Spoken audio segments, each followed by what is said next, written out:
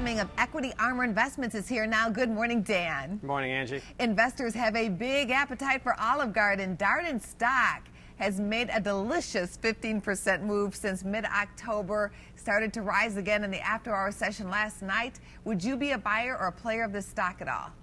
I think right here, Angie, I think you could be a cautious buyer. I'd probably look to play it by buying call spreads as opposed to buying the stock outright because of just the way the market is acting overall right now as we end the year. But ultimately, if you look at those numbers that came out yesterday and then you see how the stock's reacting, just a shade off its closing high, which is 58.5 around there. So you see a pop above 58, you certainly I could see it going to 60 or above. So I think I'd be looking to maybe buy some call spreads here in that 55, 57.5 level. We hope that's a nice call on your part as well. Let's move over to FedEx. This stock has been strong, Dan.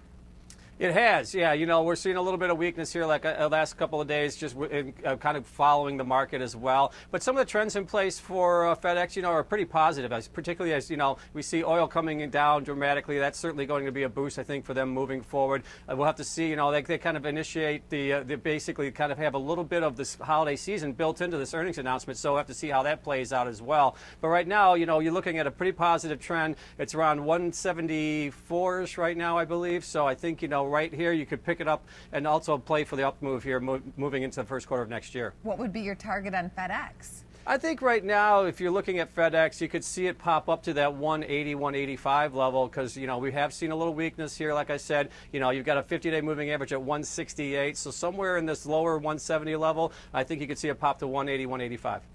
Dan Deming, bullish on pasta and the delivery business for us this morning. Thank you, Dan. Thanks, Angie.